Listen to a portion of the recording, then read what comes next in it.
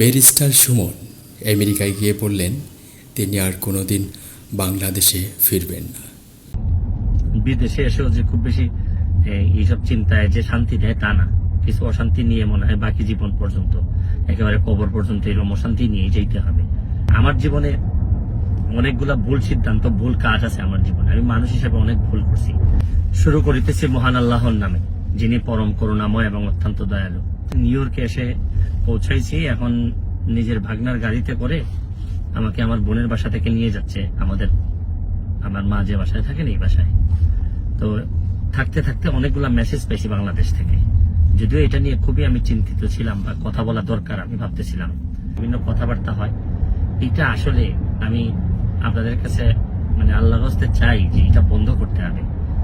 এটা যদি বন্ধ না করেন, মানে অনেক মানুষের অনেক নির্যাতন হয়, অনেক কষ্ট হয়।